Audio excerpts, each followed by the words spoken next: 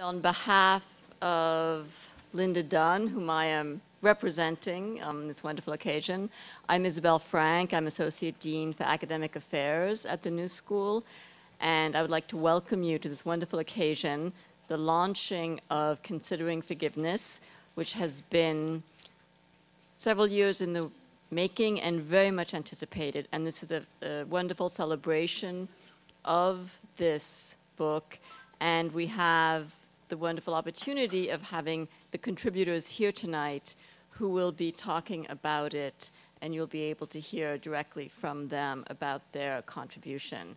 And so on behalf of the New School and the Vera List Center, thank you for coming tonight. And now I'll hand the program over to Karen Croney, Director of the Vera List Center.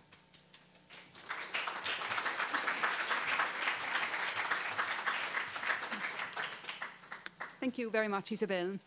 The book was born of a spirit of defiance as much as generosity. Defies the conventional notions of what a scholarly anthology could be.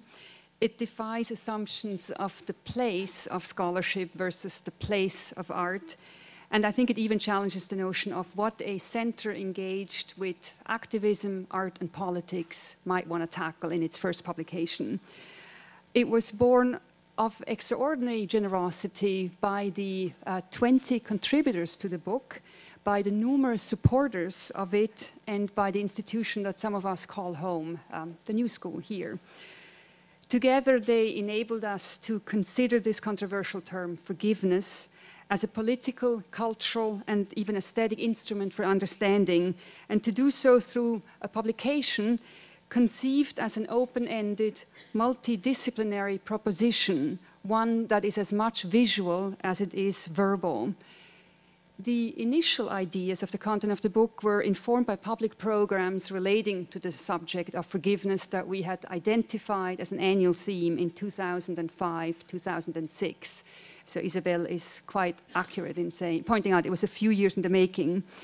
These ideas were expanded on through contributions by event participants and others who in turn were invited to participate in the book's creation by the editor, Aleksandra Wagner, and by Matthew Buckingham, the curatorial advisor to the book. This genesis accounts for a publication that is situated equally between the history of the specific public conversation held here at the New School and the more individual and personal visions and desires of the book's makers. In other words, a publication in the hybrid state of documentation and an independent, even, I think, audacious proposal.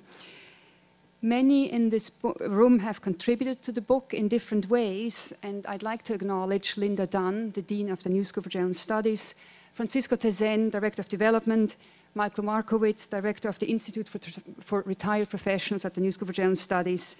And at the Vera List Center, I would foremost like to thank Maria Hooper with the completely inadequate title of student helper, who was with the book from the beginning until recently, and whose work has then been taken over by Alyssa Phoebus and Julie Snavely, both at the Vera List Center.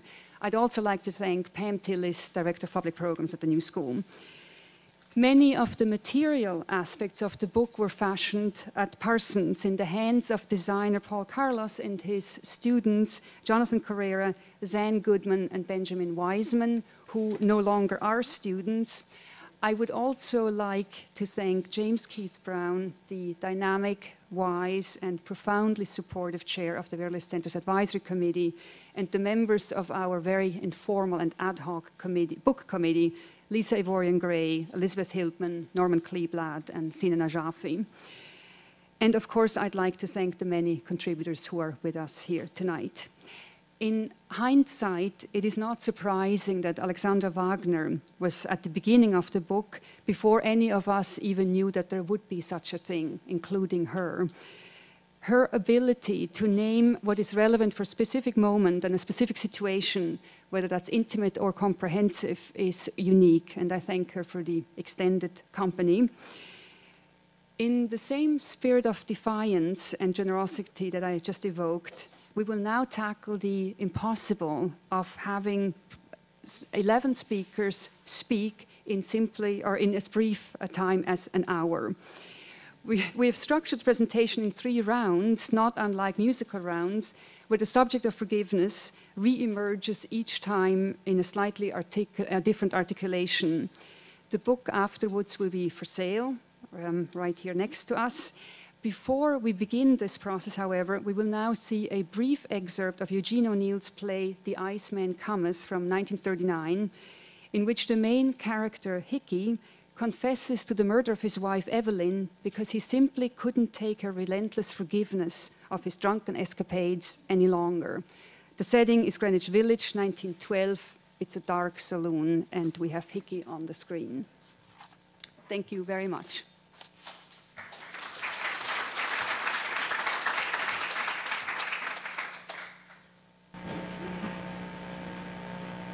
Christ, can you imagine what a guilty skunk she made me feel? If only once she admitted that her pipe dream about tomorrow and my behaving myself would never be any good, but she wouldn't. She was stubborn as hell. Once she set her mind on anything, you couldn't shake her faith that it had to come through tomorrow.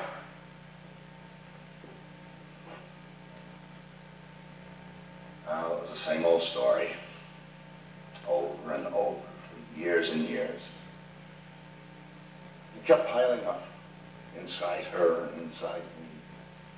God, you picture what I made her suffer. And all the guilt that she made me feel. And how I hated myself. If she only hadn't been so damn good. If she'd been the same kind of wife that I was a husband.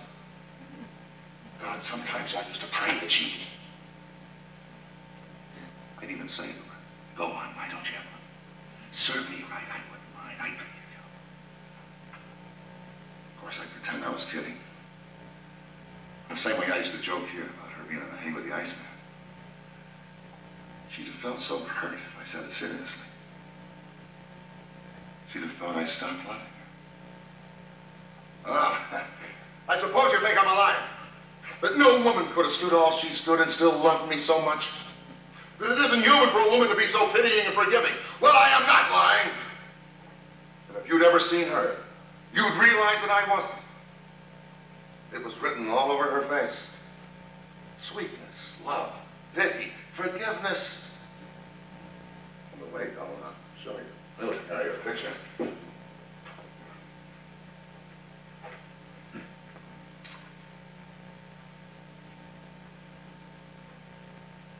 No, forget it. I tore it up afterwards. I didn't need it anymore. Gee. I've heard of Mother's picture, Mary. Her eyes kept following me around all the time. They seemed to be wishing I was dead. It kept piling up, like I said.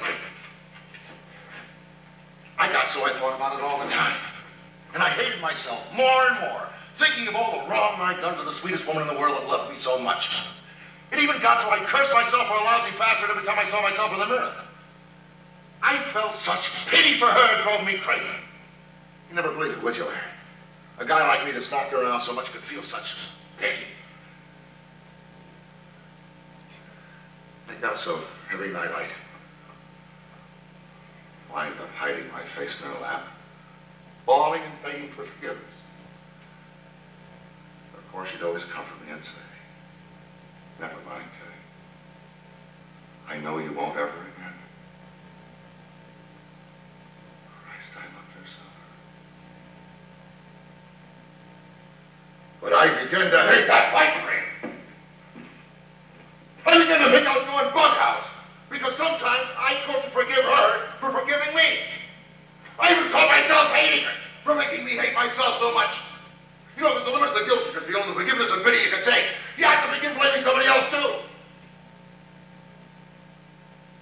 You got so. Sometimes, when she kissed me, it was like she was doing it on purpose. To humiliate me.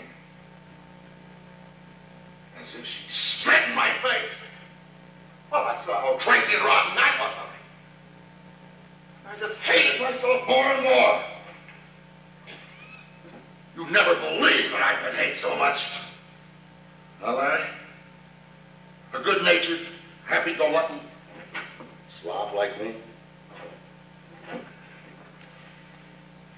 As the time got nearer when I was due to come here for my drunk around Harry's birthday, I got nearly crazy.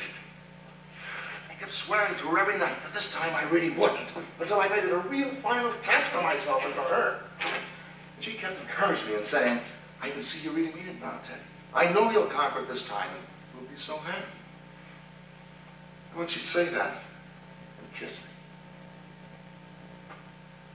I'd believe it too. Then she'd go to bed. And I'd stay up because I couldn't sleep. And I didn't want to disturb her rolling and twisting around. I get so damn lonely. I kept thinking how peaceful it was here. Sitting around with the old gang, getting drunk and forgetting about love. Laughing and singing and joking and swapping lines. And finally, I knew I had to come. And I knew if I came this time, it would be the finish. Because I'd never have the guts to go back and be forgiven again. And that would break Evelyn's heart. Because to her, that would mean I didn't love her anymore. That last night, I'd driven myself crazy trying to figure a way out for her. I went into the bedroom. I was going to tell her it was the end. But I couldn't do that to her. She was sound asleep. I thought, God, only she'd never wake up. She'd never know. Then it came to me. The one possible way out for her sake. I remembered I'd given her a gun for protection when I was away. It was in the bureau drawer. She'd never feel any pain. She'd never wake up from a dream.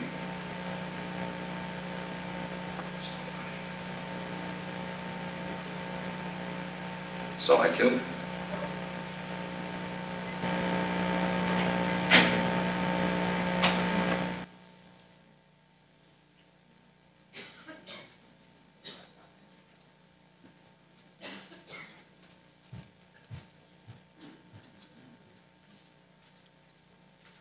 Good evening. I have chosen an act hard to follow. A small back room in the early 20th century America, where an American of Irish descent, Eugene O'Neill, gives his hickey the power to contemplate about and deal with forgiveness. As we have heard, the dealing, more precisely an inability to deal, ends up being an anatomy of a murder. The book, Considering Forgiveness, which we celebrate this evening with you, contains no murderous impulse. Nevertheless, it is a project that came out of attention. To those willing to read it, it will be clear that no singular voice governs the debate. As its editor, I would like to think that the polyphony of its points of view rests on the fact that all involved took the consideration of forgiveness, not the forgiveness itself, to be their interpretive, speculative, and emotional task. It is by following the modifier, considering, and not the noun, forgiveness, that the book has been made. In that sense, the book is an action, wanting for more action to follow. I want to thank all who have helped to bring this action into being. My first and oldest thanks go to Gina Luria Walker, who in 2004, as a chair of the Department of Social Sciences at the New School for General Studies, underwrote the course description for A Sociology of Forgiveness.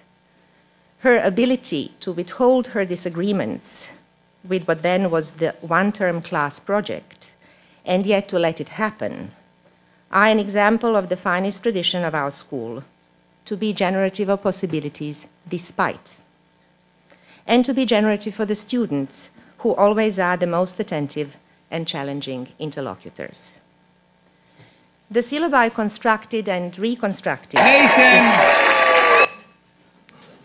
So the syllabi constructed and reconstructed in several subsequent years would have been incomplete without interventions made by Kathy and Chesa Boudin, Belinda Cooper, Menahem Daum, Terry Gordon, Indira Kajošević, Beverly Schneider, and Lars Waldorf. These colleagues and friends are part of the larger fold in which to consider, and sometimes even to work things through, remains an imperative. I'm happy to have done the journey with Karin Kwoni, a sharp mind, as well as a soft but firm hand, capable of attunement and of companionship. In past several days, I have met many contributors to the book for the first time. Up until now, ours has been largely a digital community. Save for this moment, it may remain digital. I would like to think that the technological mode which facilitated the development of an idea does offer a great promise for many more critical discussions in the future. But I would also like to say that there is nothing more splendid than seeing and feeling the people with whom one was in touch for a long time, through email and over the phone, that there is much to recommend the subtleties in which we, along with our considerations, are present to each other.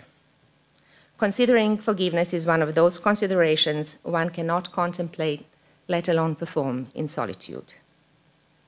I would like to thank authors who could not be here today: filmmaker Anne Aghion, artists Omer Fast, Susan Hiller, and Mirle Laderman-Ukeles, curator Mark Godfrey, architects Eyal Weitzman, Sandy Hilal, and Alessandro Petti, and psychoanalyst and a visiting professor at the New School for Social Research, Julia Kristeva.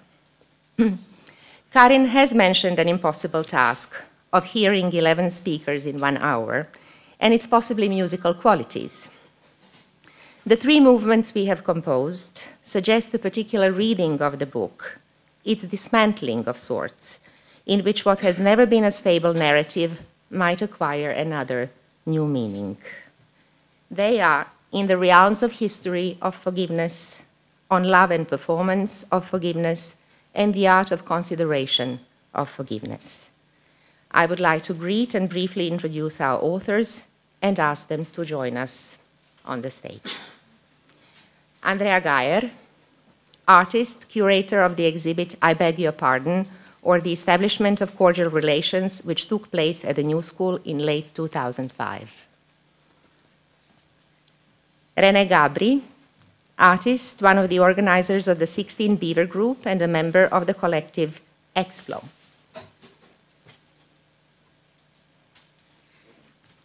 Gregg Bordowitz, who writes and makes movies, as well as teaches at the School of the Art Institute of Chicago.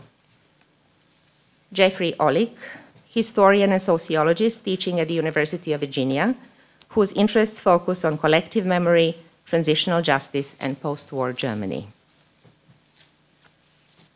Sharon Hayes, engaged in an art practice that moves between multiple mediums, video, performance, and installation. Lana Lin and Lan Tao Lam, whose interdisciplinary projects examine the ramifications of the past for the present socio-political moment. Jane Taylor, a curator and a writer, originator of the cultural project Fault Lines in South Africa. Irene Anastas, who writes in fragments and makes films and videos.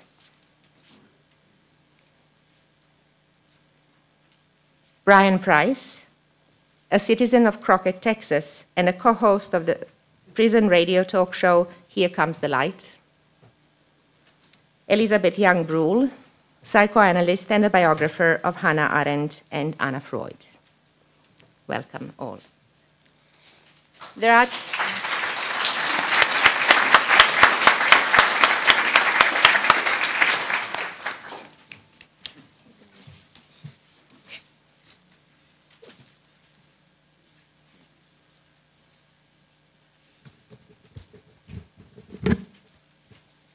Our thought was to ask everyone the same 2 questions, one being, why forgiveness?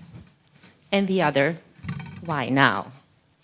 But just to remind you of our fluid categories, of which first is in the realms of history of forgiveness, I will address question first to Andrea, René, Greg, and Jeffrey, whose contributions to the book suggest not only that forgiveness is the concept with history, but that each of them has a complex history with it, not necessarily leading to the embrace of forgiveness, but instead of opening the new contexts in which to think it. So, Andrea, why forgiveness? Why now? What is in the book? Oh, I have to start this. Okay, when I was approached with this idea of forgiveness, I was interested in it in a context of a political realm where I think forgiveness is not really applicable or possible. So when I started to organize an exhibition, I rephrased it, and it's called "I Beg Your Pardon," or the Re-establishment of Cordial Relations. And in that kind of realm, as a kind of statement, I would like to share a news item from last week's Native Times, current news item, that maybe addresses something that Renee will address, that to forgive, you have to acknowledge things happened. Washington. United States Congressman Darren Bourne introduced legislation this week in the U.S. House of Representatives to proclaim an official apology for the United States government to Native American people. The legislation, HJ Resolution 46, would commend and honor Native people for the thousands of years they have stewarded and protected this land and acknowledged years of official deprivations, ill-conceived policies, and the breaking of convents by the federal government regarding Indian tribes. Quote, "My congressional district has the third highest concentration of Native Americans in this country. We have a community with deep Native American roots and long-standing traditions. Native American tribes are one of the greatest driving forces for economic development across my district and state and make an immeasurable contribution to the lives of all Oklahomans. The US government broke hundreds of treaties it made with Indian nations. These were government-to-government treaties ratified by the US Senate. The impact of many US policies is the source of many of the social and economic disparities that tribes face today. It is time for our nation to face these injustices and reconcile our relations with Native Americans," Bourne said. Bourne says that it is important for the government to acknowledge injustices such as the forced removal of tribes from their homelands. While this apology does not recognize the complexity of those wrongs, it is an important step in moving forward. From my seat on the House of Natural Resource Committee, I will work with Chairman Rahal and Senator Sam Brownback to see that it gets the attention it deserves, he said. The resolution expressly does not authorize any funds or serve as a settlement of any claim against the United States. It is simply an apology. Thank you.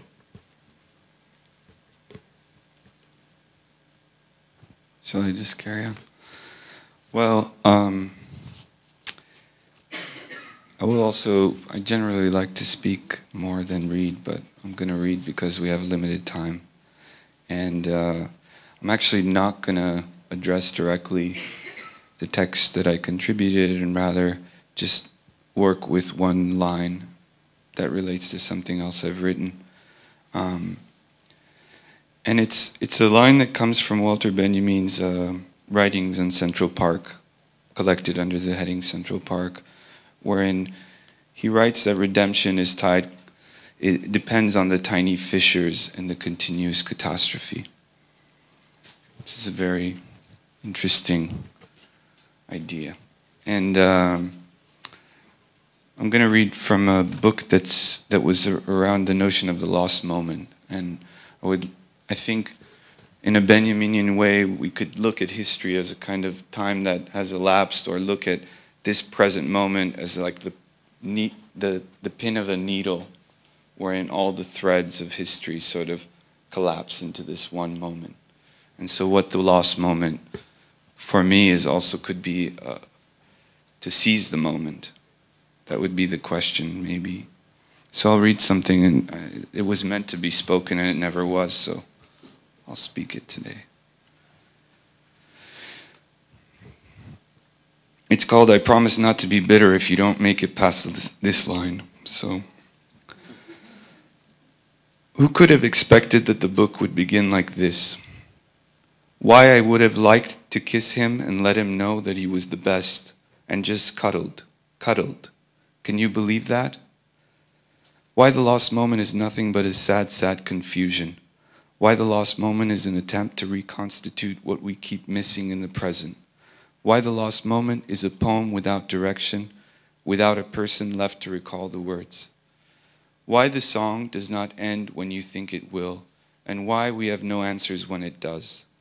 Why we cannot even mouth the questions why. We are imprisoned by our own languages, traditions. Why? Why I refuse to speak for the dead when I... The way you look at this page could change the world, you know, and why it does not. Why Istanbul? Why? Why not forget? Why? Armenians, Assyrians, Greeks, why? And Kurds, you, why? Afghans, Iraqis, Palestinians, why? And you, why? Why the excuses? Why you cannot say or write this? Why you continue to mar me? Why you can never make it right? Why you will always be refused? Why you cannot touch your outrage, nor mine, nor mine? You hear? Here. Why you can, shameless, why you hate this question again, repeat after me. Why I hate the question, why? Do more with your shame, she suggests. Shame? Why? Don't, so broken like this. Jews, Armenians, Palestinians, this list is open, sign up below. Why the world continues to just lay there, paused as if awaiting life. Why the financial papers are able to write what they do. Do you know what they write? They're all financial papers, all, he mutters under his breath, frustrated. Why this scandal? Why this temperament?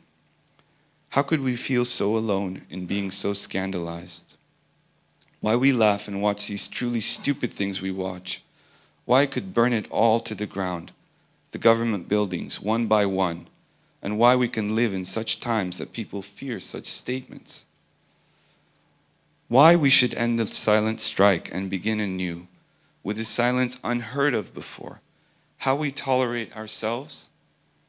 Who tolerates anymore anything other than themselves? Themselves. The lost moment is your chance to let yourself off the hook.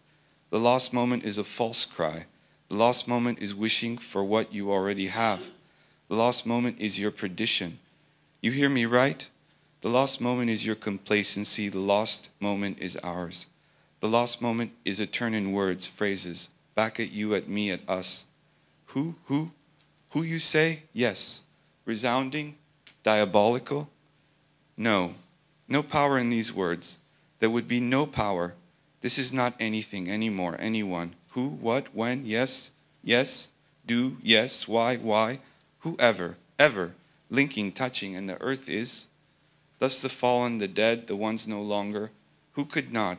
Language, doing, done, words, the terror of confronting words. Then lightness comes, lifting you from the sleeves, weightless, up a calm air, finally, finality, conclusions, drawing on.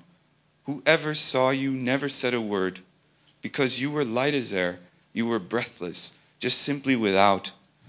Africa, how this word just gallops each 10 years and withers. When will you see? Why we apologists continue, and how does the silence slip through our words so easily? Deafening, isn't it? Slipping right through as if lost. How does silence resound in all our conversations? How can this silence scream so loud and yet remain unheard? Why, when she who suffers can he, or how could you? Why this way? When victims are to be bought and sold each day on the market floor? On the market floor. Isn't it overwhelming? I promise. Why? Because promises, as they are made to be broken.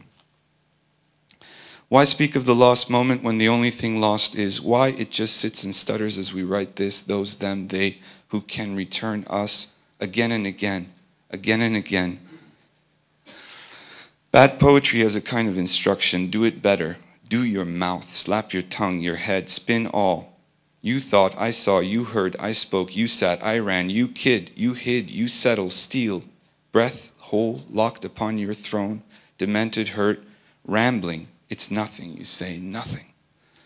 Then you say that it did not happen. You say you have other problems. You say history weighs on you. You say that we could not find an answer. You say you are trying your best, that we have a ship, we can take you with us. Just wait here. And you say, you never stop saying. Choose, really. Just sit down here for a minute. Let me talk to you. Just take it easy. Relax. Let me relax you. Don't hesitate to tell me you don't like. Don't hesitate to tell me that it is the scandal. Don't hesitate to tell me that I'm much, too much, on my high horse, high horses, clapping over the clouds, galloping again. Africa, pens writing so fast, lost moments all, overtaking. And we keep making this mistake, you know? You know what I'm talking about? Don't shake your head. The lost moment? There was a lost moment or two or three, but now I say the moment is there, where it is. But we are lost, we including me, and we can only find our way together. How to begin, you ask? This is the lost way. We must struggle to find again together. Thanks. Thank you. I've been put in the history passage of the conversation, so I guess by way of starting, I want to say that I guess there's two senses of history in which we can talk about forgiveness. One would be the historical and the social, which would include instances of genocide, displacement, apartheid, enslavement, and ways in which forgiveness has arisen in conversations around social injustice. I'm more preoccupied with another sense of the historical in that I'm preoccupied with individual history and the development of individual history. This would be more the psychological, I guess, side of things. Of course, everyone in this room knows that the psychological and the social intersect and are inextricable. So I will speak to that inextricability. I'm trying to forgive myself for being alive, basically. You know, I had a lot of friends who died of AIDS. I have AIDS. My best friend died of AIDS 20 years ago. And so this question, like, how does one forgive oneself for something that one is not guilty of, had no volition in relationship to, did not choose, and yet this question of forgiveness arises. And it's in this context in which the historical in the first sense intersects with the historical in the second sense. And from this vantage, it occurs to me that the question why forgiveness and why forgiveness now makes, with apologies to my friends Aleksandra and Corinne, no sense. The question of why is not an urgent one for me. The question of how is urgent for me. How forgiveness, when? Because I don't think forgiveness is a matter of volition. You don't choose to forgive, you arrive at forgiveness. And the question is, how does one arrive at forgiveness is a vexing one to me. And so one can only dispose oneself through various kinds of practices of attention or various kinds of thought, contemplation, but thought and contemplation, various practices of attention do not produce an honest, forgiving moment. That comes from without, like grace. I don't really know how to bring that about. So the question why forgiveness and why forgiveness now is interesting from a psychoanalytic point of view because I think forgiveness is not chosen. Forgiveness is a necessary feature of the psyche. You have to learn how to forgive the breast for not coming when you cry. You have to learn to forgive the mother for going away, and you learn to forgive when she comes back. If you've read Winnicott, any Winnicott fans in the audience. So forgiveness is an inbuilt feature of the psyche, so one need not necessarily ask why from a certain vantage. Why now, following that line of thought, also is a question that seems to me unanswerable because one disposes oneself all the time toward forgiveness, waiting for it to happen, and one doesn't get to choose now. Thanks. I suppose mine is the most, I haven't seen the actual book yet and haven't read any of the other entries, but my guess is that mine is probably the most stodgy, conventional academic contribution. Guilty as charged, you'll forgive me. Basically, my essay is part of a larger concern with explaining what I see as a relatively new, although nothing is ever completely new, form of political accountability in the world today. The demand for redress for past wrongs, the move towards reparations politics, the proliferation of collective memory, the so-called memory boom, and as a historically trained social scientist, my question is, first of all, is there really something new going on now? And assuming that there is, and I think there is, to try to explain why that's come about and with what consequences. And in all of my work, I've been working against facile answers to that question.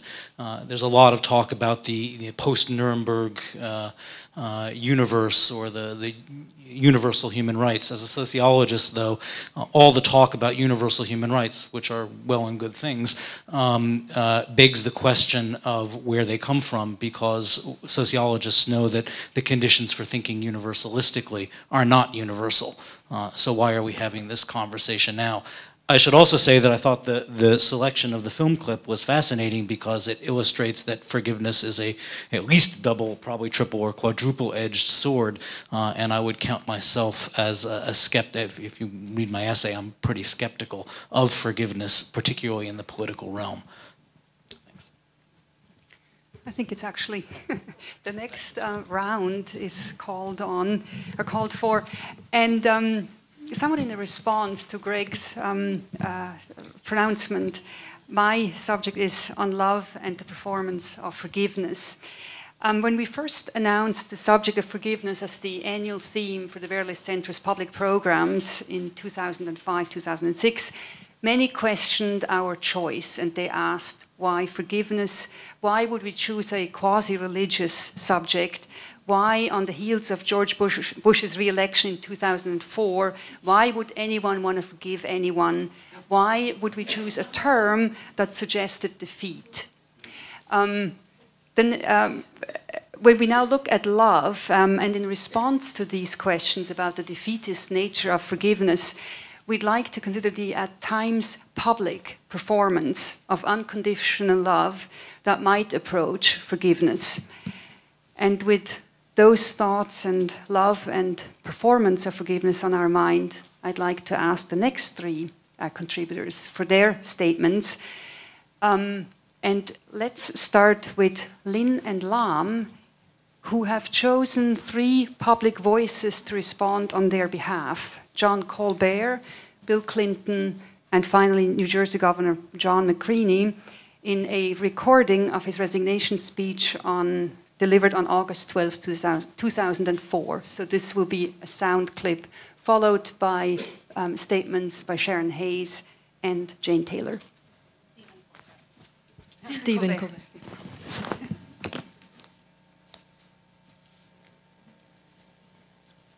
Nation, this is the season of forgiveness. I just hope mall security remembers that when they catch me leaving with that Nintendo Wii in my pants.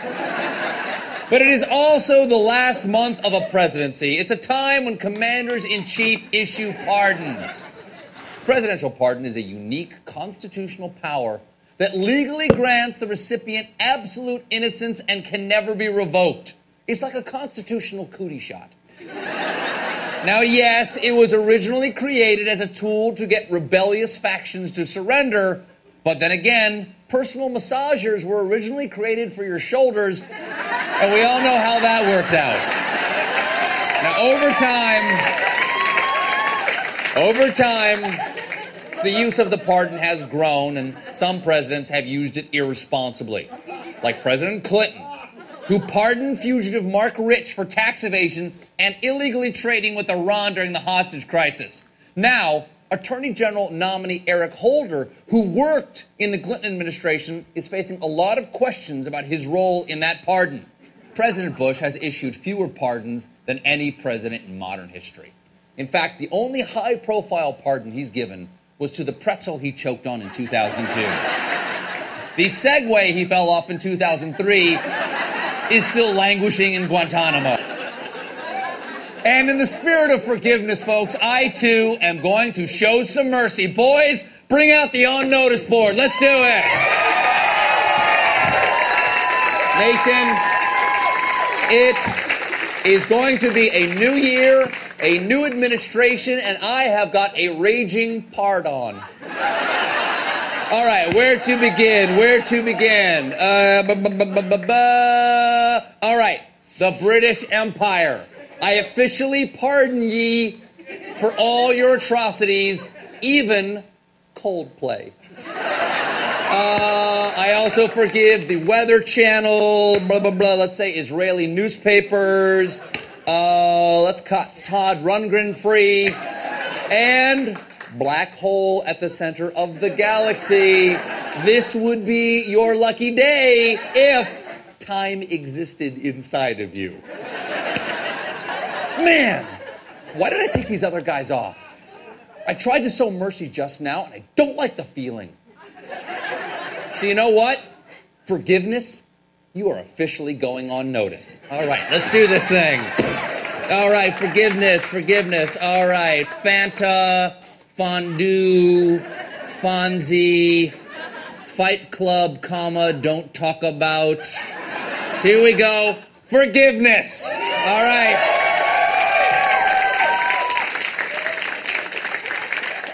Boom! How's that feel, forgiveness? Well, guess what? I don't accept your apology. I don't think there is a fancy way to say that I have sinned.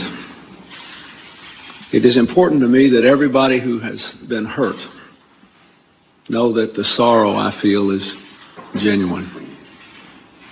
First and most important, my family. Also, my friends, my staff, my cabinet, Monica Lewinsky and her family, and the American people. I have asked all for their forgiveness. But I believe that to be forgiven, more than sorrow is required. At least two more things. First, genuine repentance, a determination to change and to repair breaches of my own making. Because of the pain and suffering and anguish that I have caused to my beloved family, my parents, my wife, my friends, I would almost rather have this moment pass. For this is an intensely personal decision, and not one typically for the public domain. Yet, it cannot and should not pass. I am also here today because shamefully, I engaged in an adult consensual affair with another man, which violates my bonds of matrimony. It was wrong, it was foolish, it was inexcusable. And for this, I ask the forgiveness and the grace of my wife. Hi. I knew a little bit beforehand that Lana and Lantau were going to play the McGreevy, which was helpful to me because it is, in a sense, maybe in a kind of performative sense, maybe one of the events that catalyzed my interest in this topic and what I chose to deal with in the book itself, which is that, as Gregg has said, in this sense of not choosing to forgive, I think McGreevy is an interesting example because it is pretty clear that he didn't choose to forgive, but was forced to forgive. Forced to confess, that he didn't choose to confess, but was forced to confess. What I find interesting and what I, in particular, focused on, I've been interested for a long time in these intersections between history, politics, and speech. So I'm particularly interested in forgiveness as a speech act. And the complication of saying something like, Gregg, I forgive you.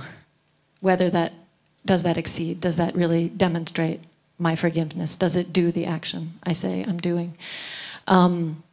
And in that sense, the kind of complication in the space of queerness that I was particularly interested in is that for McGreevy to confess, or to be forced to confess, is also, on the other hand, a coming out. And in that sense is a kind of celebrated act. And so if we talk about forgiveness as having these kind of triple edges, I'm interested in the kind of bind that forgiveness, the bind between the confession and forgiveness, and in particular, its relation to the kind of imperative that drove a lot of queer studies, or the discourse around queerness, certainly in the 90s, which was a discourse around visibility. And in part, what I was interested in addressing this issue was to try to find a kind of tension between visibility, which is a kind of image speaking to a certain extent, and speech speaking. For that reason, it was actually quite interesting as an artist to be working in the space of a book. Maybe that's. Thank you. I'm going to, in fact, be engaging with the idea of sincerity, so I'm very pleased to be involved in that conversation with you. But for this evening, then, so forgiveness is the performance of love. In a conversation over the weekend, I was obliquely reminded of the logic of exceptionalism that dominates South African discourses. The country positions itself as a singularity, so distinctive that, in fact, the South African Communist Party came up with the description colonialism of a special type to describe the character of racial capitalism which structured labor and human relations in that country. Then the boycott years drove us further away from a dialogue with the world, and the country became ever more singular. The Truth and Reconciliation Commission, which was established in 1996, again seemed to confirm what we knew about ourselves, that the experiment going on in South Africa was unique. But of course, the conversation which brought all of this to mind this weekend was in fact about another discourse of exceptionalism, that which characterizes the Bosnian experience. It too is premised on a sense of the singularity of that history. Thinking with this idea in mind, I tried to consider whether our exceptionalisms were the same, or whether indeed they were exceptional.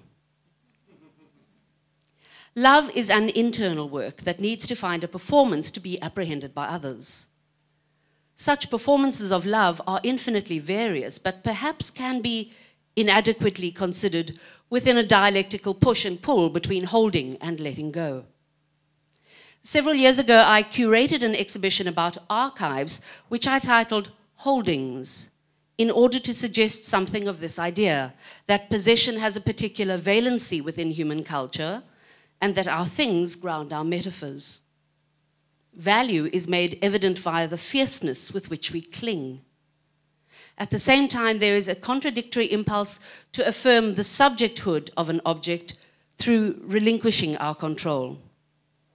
One of the clearest articulations of this is through the formulation in the liberal poem, Walking Away by Cecil Day Lewis, father of the actor Daniel. Love is proved in the letting go. Of course, that is and is not all. Love is indeed proved in the letting go, but somehow it is also proved in the holding on.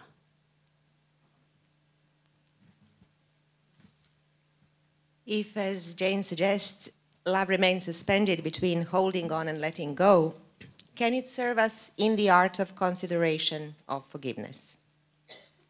Can there be a change of heart? Is the question we might want to ask. In their different way, Irene Anastas, Brian Price, and Elisabeth Young-Bruehl have devoted their creative effort to this larger theme. Irene by echoing Søren Kierkegaard's statement that the guilty are so numerous, and her own question, is forgiveness the only alternative? Brian by narrating his personal transformation leading to the absolute necessity of forgiving. Elisabeth by offering a way of understanding of forgiveness through its place in the legacy of Hannah Arendt. Would you speak to this? Well, the microphone was passed to me by my Irene, and so I guess I ought to take it over. First, I want to thank everyone for being here and being part of this, and for being asked to come up from Texas and give my views on forgiveness. I feel kind of out of place, kind of a duck out of water, so to speak. Some of my very learned colleagues here, if you want to call them colleagues, that some of the words I've been hearing are what we call in Texas $5 words. And it would take everything in my debit card to cover those that have come so far. Somebody said something a moment ago, and I felt like a calf looking at a new gate. I'm just kind of, okay. Anyways, why forgiveness? I spent 14 years in the Texas penitentiary from 1989 until 2003. And while there, I was blessed to be a part of something that is very dark and serious and sinister to most folks. And it was the executions that take place in Texas, which is, in the 90s was called the Texas killing machine, the revolving door. I was the inmate who volunteered to prepare the last meals for all the condemned. And what brought that about, I was assigned to the steward's department as a supper or dinner cook, and they always would ask one of the inmate cooks to prepare that last meal. They wouldn't force anyone to do it. That was against the rules. And one man had been doing it for several years, and he finally, one day he was doing something, so I volunteered. And the man that I prepared the last meal for, I thought about it and thought about his crime, and I said, I confess Christian. I believe in Jesus Christ as the Lord and Savior, one and only Son of God. And I want to express that first and foremost before I go any further. And I also, so I prayed and I said, what should I do about this? Because I'm feeling this bitterness toward this man of what he had perpetrated on this, not just the person that he killed, and there were several people actually, but the family members that were left behind. And to find forgiveness in my heart for this man so I could prepare this meal with conviction, it took a lot. And what covers it all is love. I should have been in the other segment, because love is what it's really all about. And love covers a multitude of sins, what Scripture says. And unconditional love should be just that, unconditional. And what we put into us is what comes out when we're squeezed. I mean, you grab a bottle of mayonnaise or ketchup, and you squeeze it, what's coming out? Ketchup or mayonnaise. What happens to us when we're under pressure? We say we love or we forgive. And I even just recently, just the past few days, I'm forced with a situation with my stepson who I felt has offended me. And I feel, well, I have this opportunity to arrive at forgiveness or go back there and see if I can kick his big butt, which is going to be hard. But what came out when I was squeezed the other day? So I have to weigh that out. Why now? Why wait? I mean, unforgiveness is like a cancer that eats away at you. The time I spent in prison laying in my bunk thinking about my ex-wife and my brother-in-law from the crimes that I committed against them, but what I felt that they had offended me, brought me, that forced these actions. I chose to do what I had done. But to find that forgiveness for them took many years. And once I finally arrived, it was like a monstrous weight was lifted off of me. And I haven't been the same since. And the only thing I can tell everyone is just love. I mean, love, love, love. I love each and every one of you as human beings and lives in this unity and this wonderful world we're in. Whether it be gay or straight or black or white, it's love, love, love, love. That's what it's really all about. And once you learn to love everyone, and love yourself, and forgive yourself, which took me many years also. Once you find that forgiveness, arrive at that forgiveness, and say, I love me, it's just so much easier. But also, I found it interesting the moment when you described to us at noon the moment when you wrote the first chapter and you were for the capital punishment, and maybe it's interesting to talk about that moment. It's becoming a Q&A.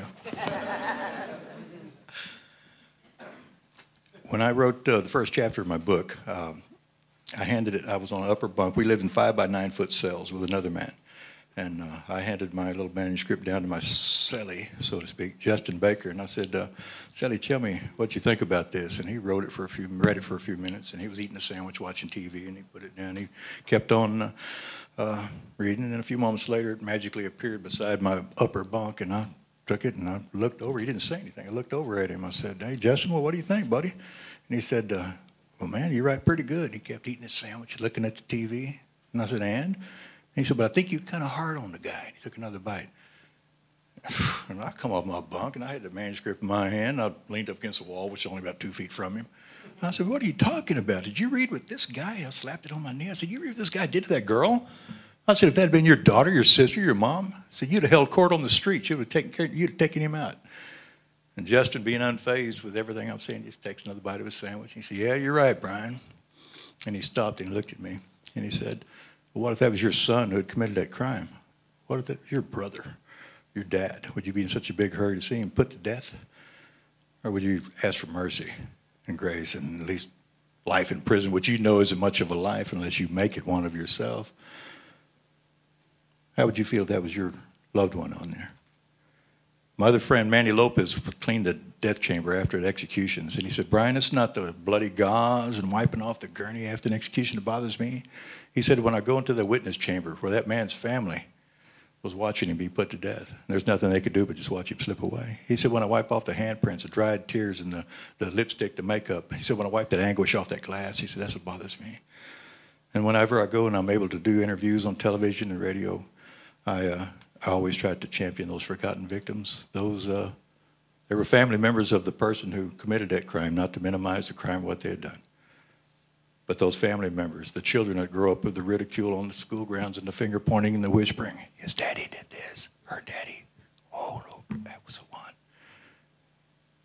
They have the stigma also. Those are the victims that I try to champion. Thank you. Forgiveness. I have a fog in my head whenever the word forgiveness was given. Even I had to work on it several times. One through the exhibition with Andrea and Vera List as well, and Karen, and with the book as well. So maybe you will see the struggle I had through with Kierkegaard, because forgiveness is inevitably related to Christianity and God. So I was trying to clarify, what is this fog? It's interesting. I'm going to read a letter that I wrote a couple of years ago, and maybe there is a moment there to clarify something, a moment of a murder committed. So that is relevant maybe to this question. Brooklyn, April 5th, 2007. Dear one, it is not easy to address you knowing you are not with us anymore, even though a lot of people do not know it for sure. Sure, I'm feeling as if I'm talking to myself, but sometimes it is useful to address someone, even though he might not be there anymore, to be able to clarify unresolved questions. No justice after your murder. You had an overview over the ugliest man and how small he was, that he simply could not bear it. He had to kill you. I am trying to actualize that moment of your death, to see what it could possibly mean for us today. We are no longer strong enough for any God, you or others, especially since gods can never simply be inherited from traditions. They need to be created. It seems we lost this kind of creativity. In my dream last night, I saw someone at a crossroads. A collision took place there between future and past. A sign was written at that junction. One could read the word moment. A voice told me, see, the moment is where past and future affront one another. Furthermore, the voice said, human beings resolutely open to what is to come and preserving what has been, sustain and give shape to what is present. In a way, I felt that I myself was that moment. I was residing in it. It felt like eternity. Suddenly, I saw myself running on a wide avenue. A shadow was following me. Who was it? I could not tell. A space I have never been too in my real life. A chair and a table with a booklet on it. In the booklet I read this: life itself created the thought that is hardest for it to bear. Life wants to leap beyond its highest barrier. On the wood table itself I read the following: I teach you redemption from the eternal flux. The river flows ever back into itself, and you are ever stepping into the same river as the self-same ones. A man appeared in the room. He was carrying a lantern, even though it was morning. He held my arm, and we went out together. I am looking for God, he exclaimed. The lunatic is back, someone said, but I found him sympathetic. Suddenly he started to address the crowd. I cannot remember everything he said, but it was something like this. Où est allé Dieu? Je vais vous le dire. That's French and German. He was speaking all kinds of languages. Kommt nicht immer fort die Nacht, but maybe I tried to find it in English as well, so people can understand here, maybe. Whither is God? So where is God? I will tell you, we have killed him, you and I, all of us are his murderers. But how did we do this? How could we drink up the sea? Who gave us the sponge to wipe away the entire horizon? What were we doing when we unchained this earth from its sun? Whither is it moving now? Whither are we moving? Away from all suns. Are we not plunging continually backward, sideward, forward, in all directions? Is there still any up or down? Are we not straying as though an infinite nothing? Do we not feel the breath of this empty space? Do we hear nothing as yet of the noise of the grave diggers who are burying God? Do we smell nothing as yet of the divine decomposition? God's too decomposed, God is dead, God remains dead, and we have killed him. And so, how shall we comfort ourselves, the murderers of all murders? What was holiest and mightiest of all that the world has yet owned has bled to death under your knives? Who will wipe this blood of us? What water is there for us to clean ourselves? He looked around and then smashed his lantern to the ground. That's when I woke up. I'm writing this letter to better understand the dream. But to tell you the truth, I am shaken by this dream. I ask myself now what I can hold on to, this in this world, and how do I orient myself? Cutting it shorter, midday now, the sun is at its highest point. The sun is at its highest position. I need to stop writing and take a walk. No shadow can follow me this time. People often take your death so lightly. I just wanted to say once more, I do not. Sincerely, me, Irene.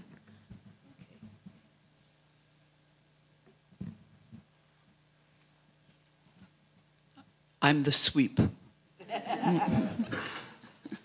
But of course, one wouldn't want to sweep all of this into anything else. So I will say something about why forgiveness and why now.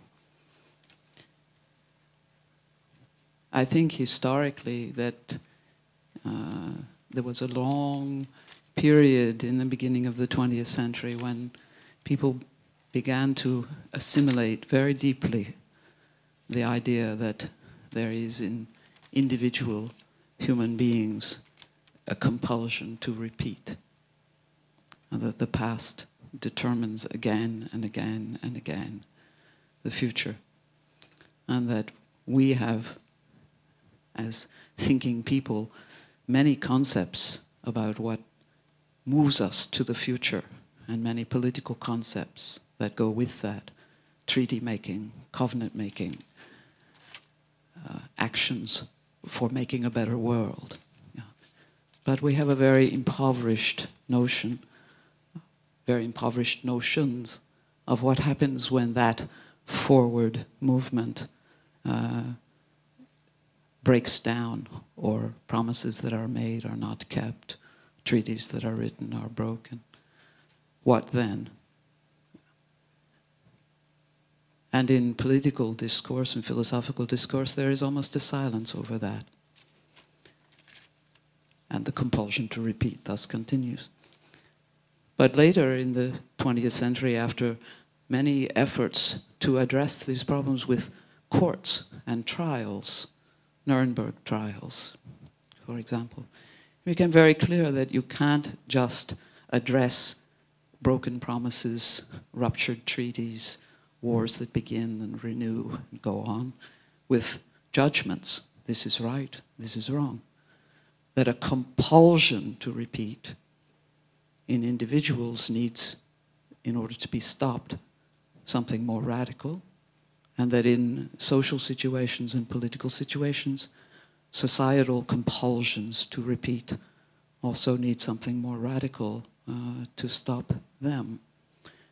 So there came about, after the trials trying to render judgment, for example, of guilt over the Vietnam War, a notion in psychology, in sociology, in political theory, in many different ways, that there is not just an individual compulsion to repeat, but a compulsion to repeat across generations, so that people began to talk about cycles of violence or intergenerational transmission of trauma, and that individuals' compulsions to repeat can be passed on to their children, or one generation's compulsion to repeat can be passed to another.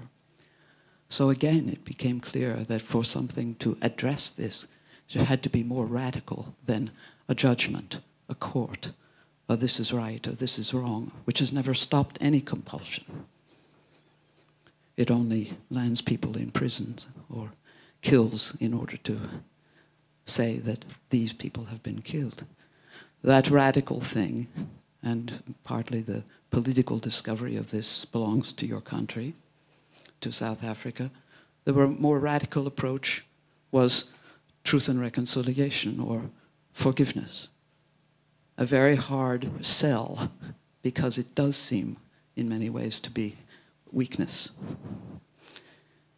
But I take it as a recognition that a change of heart, to use your phrase, Aleksandra, in a person or in people, in a society, requires not moral judgment, political judgment, court judgments, but something far more radical.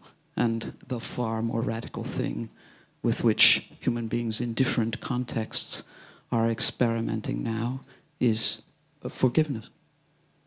And it is meant as a stopping of a compulsion to repeat, like you would find in a psychoanalytic situation where I work, that the compulsion to repeat can only be interrupted by a reconciliation, a forgiveness, usually starting with a self-forgiveness and then extending out.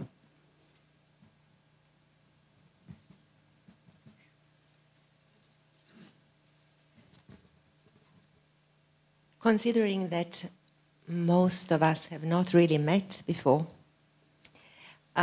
is there something that you would like to say to each other, or respond to someone, or offer another thought complementing any of the ideas uttered? I guess the issue that I keep returning to and that I get hung up on is the issue of volition or choice. It's not like I don't believe in forgiveness or reconciliation. It's this performative act that has vexed me. And when we talk about truth and reconciliation, or we talk about psychoanalytic processes, we are actually talking about processes which are really about affect and disposition. These are practices that involve listening and speaking and manifold ways of approaching with the hopes of some kind of shift in disposition. And so if one believes that, then, and I'm just talking about my own personal philosophical problems, then I can't elevate love to, say, a principle over hate, because I think love and hate are both features of the psyche. You know, I have love, I have hate. And these kinds of actions that I perform in the world have to do with shifting or tipping a kind of balance on the basis of a practice, not on the basis of a choice, largely, where they really matter. I can, choose diabetic. I can choose the non-sugar over the sugar, maybe, on a good day. I can't even choose that, really. I can't even choose that. Well, that's a bad example. I can't even choose that. I have no idea what your distinction between practice and choice is, and why you reject that in that list of things that would be involved. Choice is not among them. This might be. I'm not trying to reject choice. I'm much more preoccupied with the. Well, and something that Sharon was talking about in a way. The coercion. There's social coercion and the performance of reconciliation and forgiveness, and then in my own experience, the genuine shift in disposition which changes my relation in an encounter. And so maybe there is no distinction between practice and choice, except that I know that one can choose, say, to meditate, or one can choose, say, to contemplate, or one doesn't even choose. One responds to an urgent claim that is made upon one, right? You don't even choose to. An urgent claim is made upon one, and then one responds to that claim or not. And I'm preoccupied with how that happens. How does one respond to the urgent claim? And then when one does respond to the urgent claim, what is within one's practical consciousness, what is within one's power of volition to do, to dispose oneself to a shifting. You know, but my question is also a kind of a different one in some way, because I started off by saying, and I don't want to burden you with this question, but it's the question I'm burdened with: how do I forgive myself for being alive when, say, my best friend died 20 years ago, of things that neither of us chose? I've done nothing wrong. He wouldn't want me to die. You know, he would prefer that I'm alive. These are psychological questions that I think have a social dimension and is appropriate in the context of history, because AIDS is a historical event.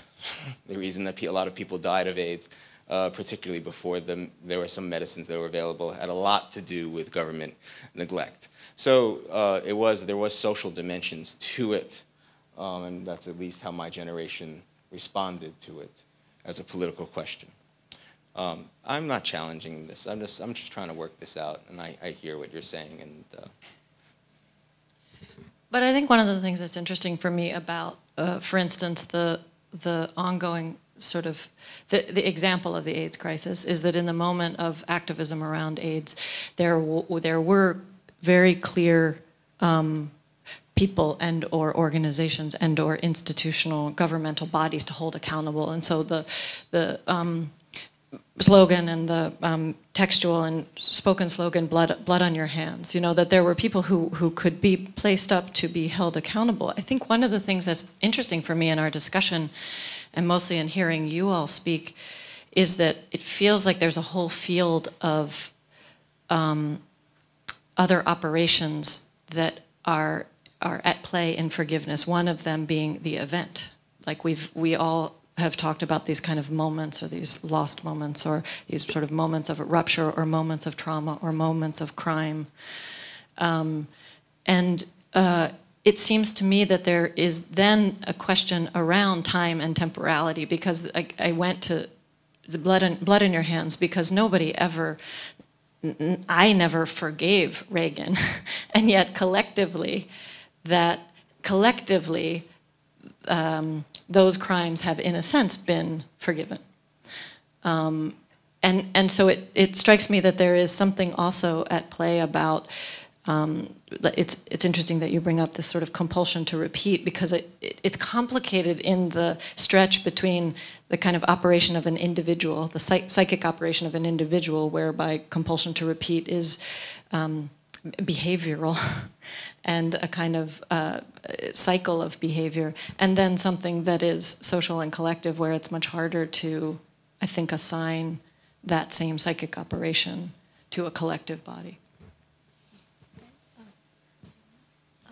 I actually just want to follow Sharon just a tiny little bit about forgiveness with Reagan. It's very much relating to the work that we were doing and contributing in the book, and the executive power to forgive, right? And then in preparation for today, kind of flip it and thinking about the executive power that I have to ask for forgiveness and apology. So I email my favorite librarian and asking just a simple question, because I couldn't find it. on Google or anywhere, who was the first president to publicly apologize to the American public, the US public. And because also when you key in presidential apology right now, it's actually what the media have been dubbing President Obama 2 overseas trips. The first 2 overseas is Europe is an apology tour as well as Latin America. It's basically been critiqued as the apology tour, and there's a real animosity and a real critique of what he's doing.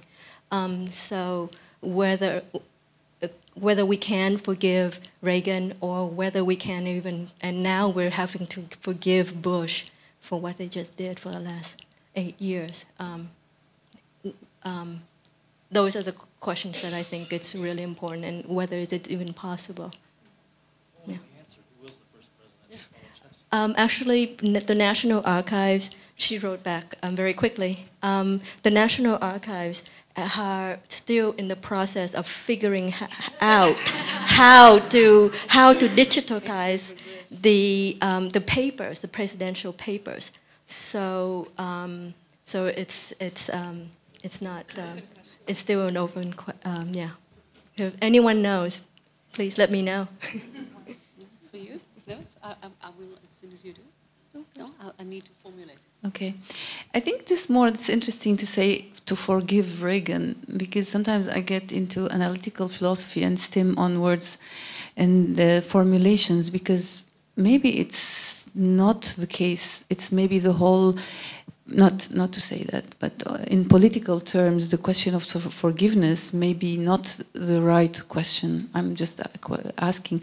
Maybe it's an occasion to go further into questions of justice, then we are speaking a different way. Because the problem with forgiveness, it's like a relation to the question of sin, of the relation to God. And so we stay in this confusion in a way if we use it in political terms, because it's not relevant if I forgive Bush or not. It doesn't change anything. What, if anything, I want to change is more to rally people to impeach him. That's more correct thing, or bring him to justice, hold him accountable or responsible for what all the crimes he's done.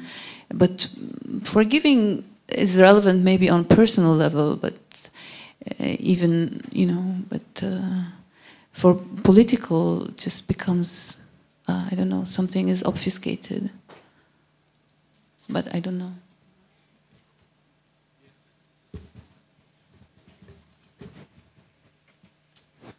Well, I mean, I don't know how to really, because so many interesting things have been said, and there's probably the book kind of gets into a lot of these issues in a more rich way.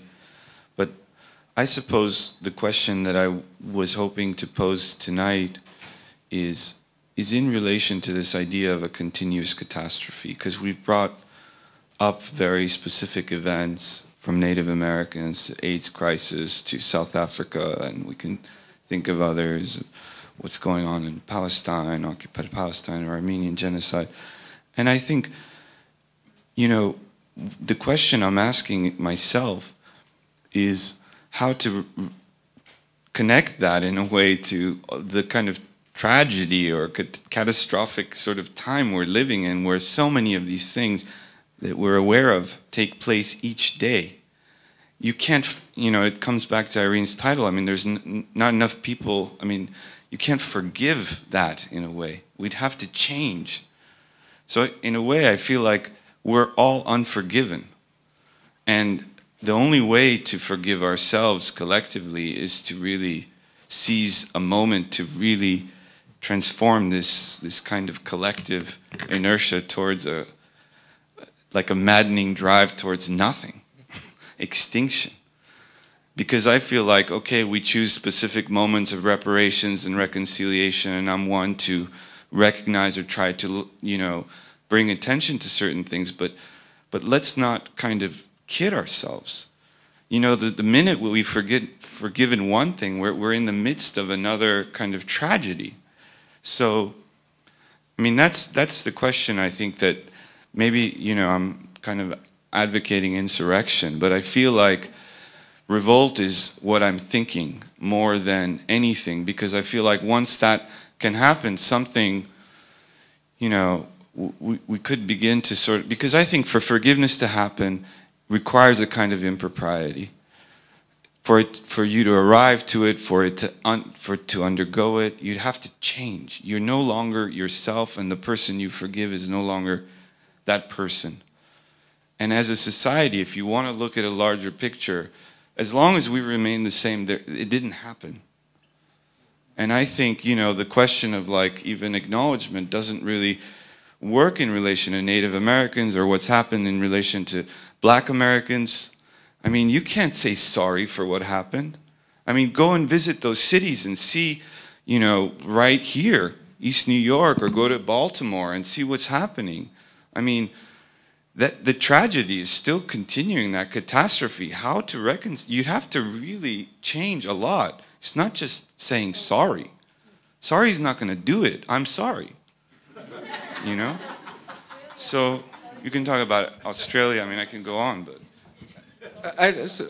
It's so interesting, and I just want to kind of respectfully throw in, I guess, a challenge or a disagreement, respectfully. Which is that when you say that we are all unforgiven, you really touch upon a kind of core theological idea of original sin, which I have a very difficult time with. And because the burden of having to unyoke ourselves from an original sin which precedes us and is beyond our volition obviously is something I'm preoccupied with. But the answer to the problem of original sin may be not located in one particular trajectory. I wouldn't necessarily want to argue against insurrection in every instance. It has to be discussed in specific instances. But ultimately, it seems to me to revolve around a question of freedom. We are not originally sinful. The problem is that most of us can't deal with our freedom.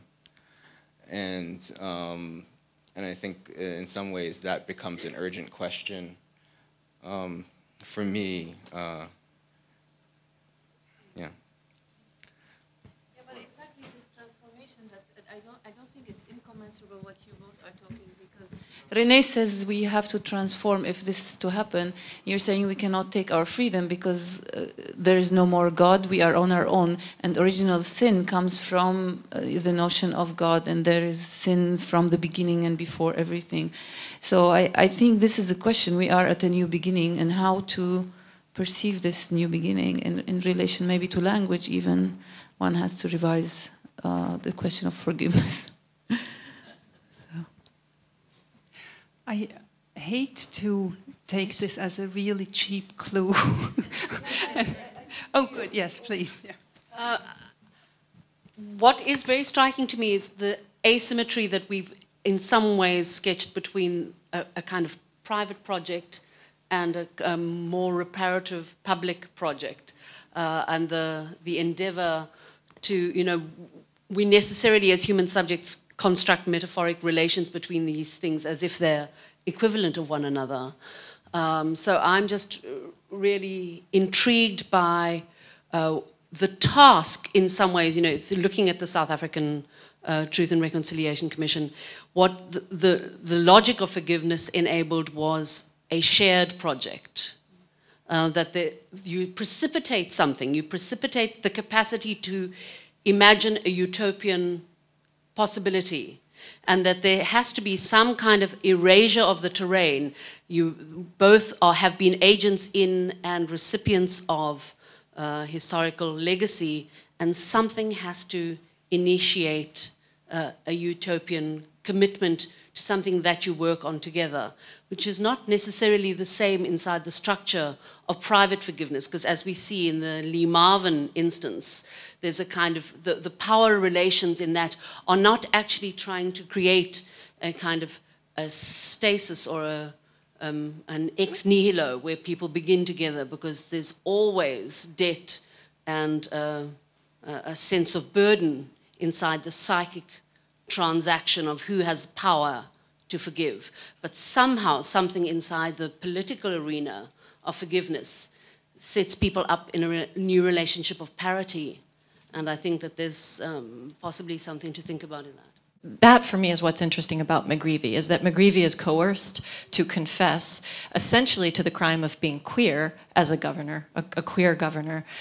What he ends up speaking, his confession, is that I had an adulterous affair with a man, and it becomes the speech in which, for the first time, a public figure, you know, a governor announces and says, I'm a gay American. And so the perversity of those relations within that kind of coercive bind, I find that that happens endlessly in the space of the public pronouncement. This, in many different ways, that's just one example. But that perversity, for me, is actually potentially transformative, or a space of transformation.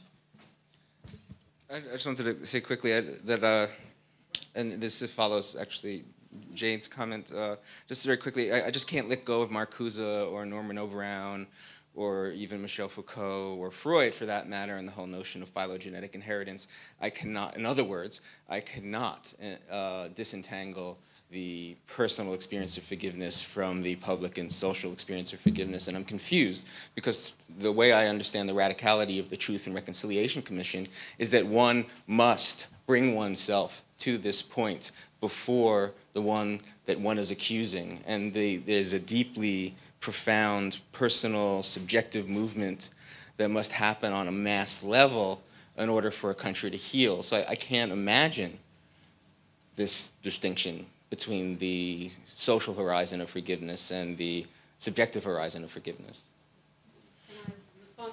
I mean, one of the things that was so very striking about the Truth and Reconciliation Commission was precisely that there was no requirement of remorse. That was absolutely ruled out in the early negotiation around how the Truth Commission would operationalize itself.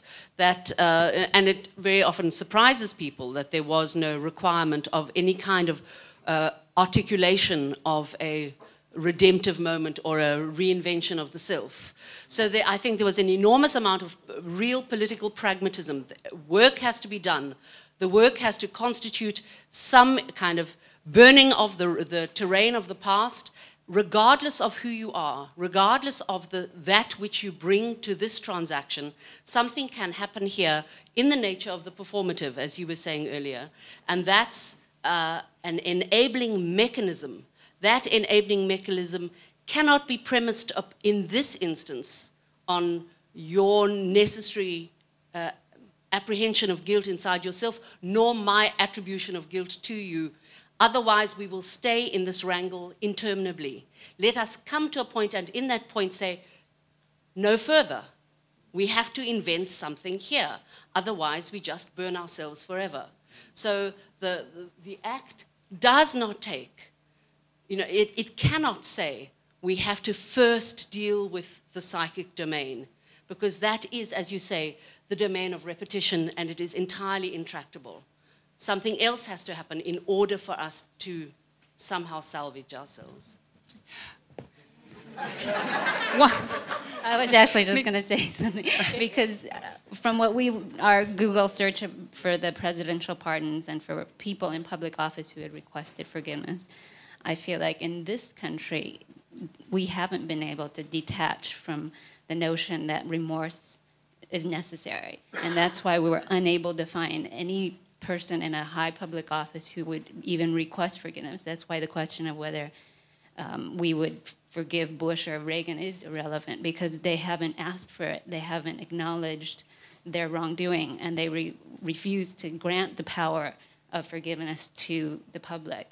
The only place we could find the request for forgiveness was in a sort of pseudo-public-private domain, where where Clinton asked for forgiveness for what would normally be a private affair, but was made public because of his office, and also with McGreevy. And they requested forgiveness Clinton requested forgiveness from God, and from his wife, and from Monica Lewinsky's family, and also the nation. McGreevy only requests forgiveness from his wife.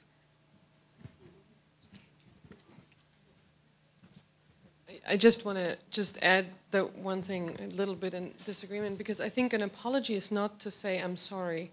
It is actually a performative act that does more like for me, it kind of opens what you're saying, Lana. It opens up a possibility of a discussion of things that actually are there.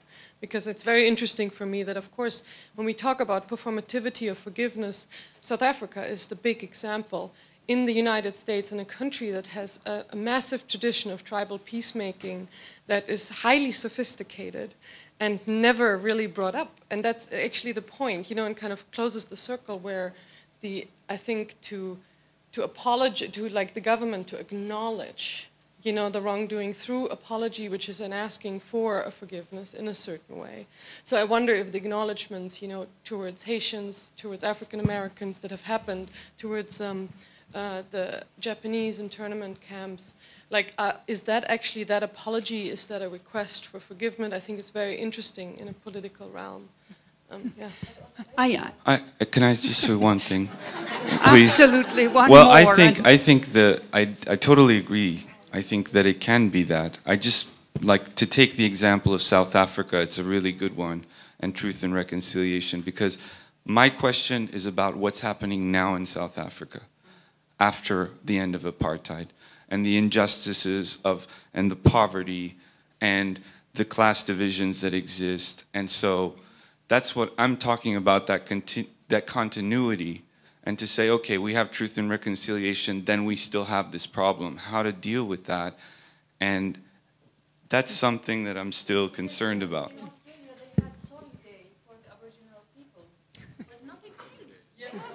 Could I?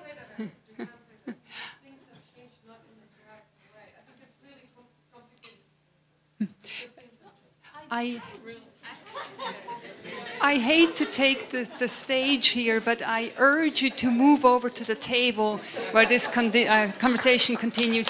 Thank you all very, very, very much. Thank you.